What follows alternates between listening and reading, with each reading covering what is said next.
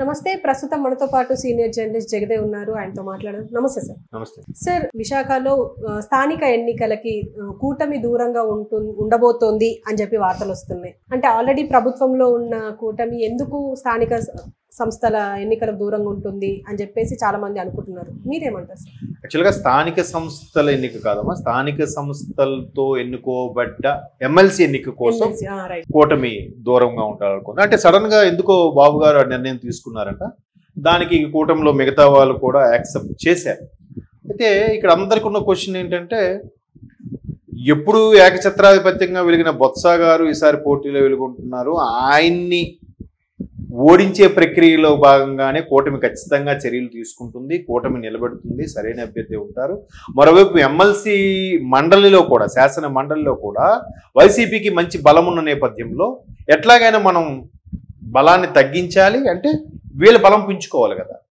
అలాంటి ఉద్దేశంలో ఉన్న కూటమి ఇట్లా బాబు గారు ఈ నిర్ణయానికి కారణం ఏంటి, చాలా హుందాగా వ్యవహరిద్దామని స్టేట్మెంట్ కూడా ఇచ్చారు. మేబీ కూటమి ఈసారి ఎమ్మెల్సీ దీనికి కూడా స్థానిక సంస్థల ఎమ్మెల్సీకి సంబంధించి కూడా కైవసం చేసుకుంటుందనే ఉద్దేశంతో ఏమో ఆల్రెడీ విశాఖలో ఉన్న ఒక 5-6 కార్పొరేటర్లు పవన్ కళ్యాణ్, డిప్యూటీ సీఎం పవన్ కళ్యాణ్ గారి సమక్షంలో జనసేన కండువా కప్పుకొని మరీ అందులోకి వెళ్ళారు వైసీపీ నుంచి.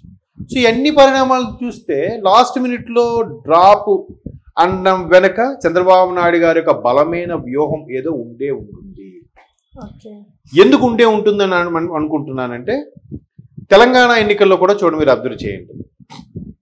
తెలంగాణ ఎన్నికలకు సంబంధించి ఎన్నికల ముందు సరిగ్గా ఆగస్టులోను సెప్టెంబర్లోను చంద్రబాబు నాయుడు గారు అరెస్ట్ అయ్యారు.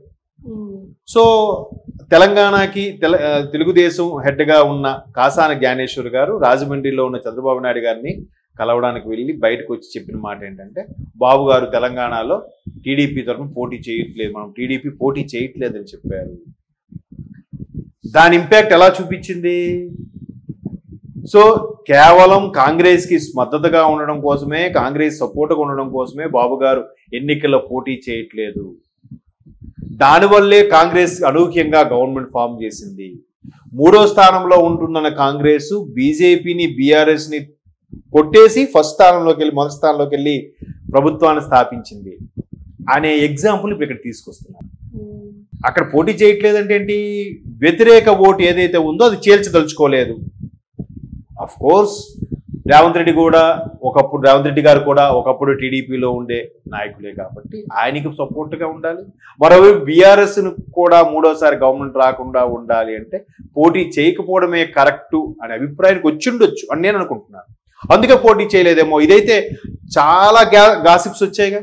చంద్రబాబు నాయుడు గారిని కేవలం కాంగ్రెస్ని గెలిపించడం కోసమే తెలంగాణలో తెలుగుదేశం పార్టీ పోటీ చెయ్యలేదు. మరోవైపు షర్మిలా గారు కూడా కాంగ్రెస్లో విలీనం చేసేయాలనుకున్నారు. కాంగ్రెస్కి మద్దతుగా సపోర్ట్గా కూడా మాట్లాడారు. అంటే ఎంతో కొంత పర్సంటేజ్, ఇంత ఓటింగ్ వచ్చేస్తుందని అనట్లేదు, మొత్తానికి కాంగ్రెస్ గవర్నమెంట్ ఫామ్ చేసింది.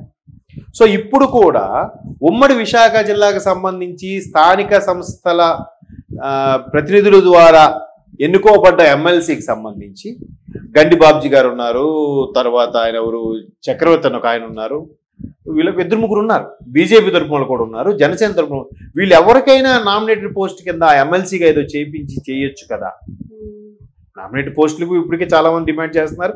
సరే, ఎమ్మెల్సీ వచ్చింది కాబట్టి కూటమిలో అందరికీ అడ్జస్ట్ చేయడం, సర్దుకోవడం ఇబ్బంది అవుతుంది కాబట్టి చేయొచ్చు కదా అని అంటే, ఎందుకు ఈ విధంగా డ్రాప్ అవ్వాల్సి వచ్చింది?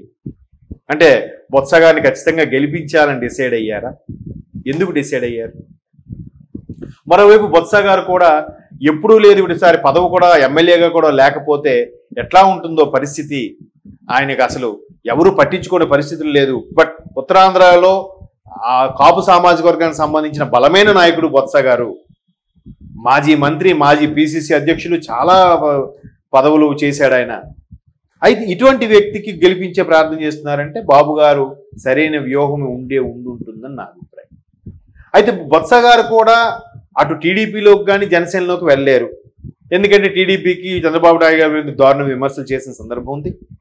ఈవెన్ పవన్ కళ్యాణ్ గారి మీద కూడా అంతగా చేయకపోయినా ఒక కాపు సామాజిక వర్గానికి చెందిన వ్యక్తిగా ఎడమొహం పెడమొహంలాగా ఉన్న వ్యక్తుల్లో ఇప్పుడు ఈయన మహా అయితే బీజేపీలోకి వెళ్ళే ప్రయత్నాలు చేస్తున్నారన్నట్టు కూడా ఉత్తరాంధ్రలో కొన్ని వార్తలు అయితే వినిపిస్తున్నాయి.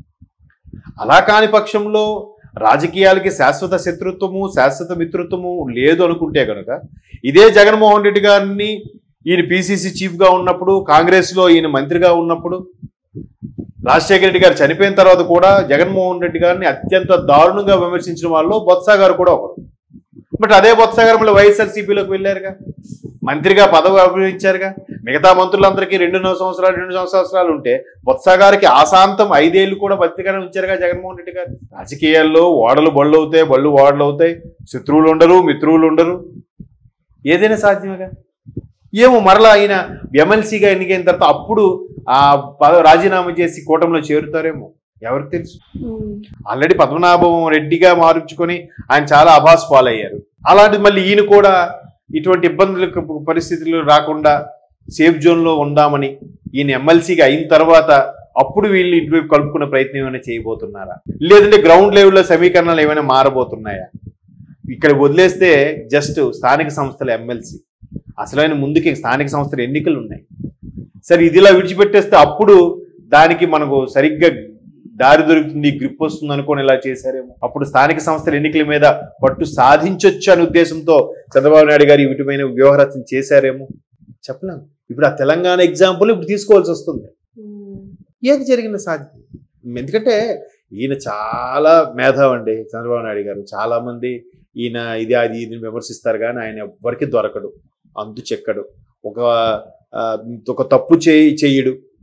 ఒకవేళ ఒక సంతకం పెట్టాలంటేనే 10 సార్లు ఆలోచిస్తాడంట ఆయన. దీనివల్ల ప్రజలకు మేలుందా, పార్టీకి ఏమైనా పార్టీ ప్రతిష్టకి దెబ్బతింటుందా, వ్యక్తిగతంగా మనకి ఏమైనా ఇబ్బందులు అవుతాయా, ఇన్ని కోణాలు ఆలోచించే సైన్ చేస్తుంటాయి. మరి ఆయన జాగ్రత్త తీసుకోవడం, అందుకే కదా ఆయన మీద 100 కేసులు వేసినా దొరకడు. ఆయన గ్రేట్ ఎకనామిస్ట్ ఆయన. సో అట్లా ఇవో యోగ రచనలు ఉండుండొచ్చు, ఖచ్చితంగా అయితే ఉంటాయి. అంత ఆషామాషిగా తీసుకోవాల్సిన వ్యక్తి కాదు ఆయన. బట్ వీళ్ళు ఏంటంటే అరే కూటమి నుంచి ఎవరు పోటీ చేయట్లేదు, సంకలు గుద్దేసుకొని మావాడే గెలిచేస్తాడు, స్థానిక సంస్థల ఎమ్మెల్సీ కోటాలో మావాడే నెగ్గేస్తాడని హ్యాపీగా ఫీల్ అవుతున్నారు. బట్ ఏదో పరిణామం, దీనికి ఏదో లింక్ ఉంటూనే ఉండుంటుంది, డ్యామ్ షూర్, నేనైతే చెప్తున్నాను.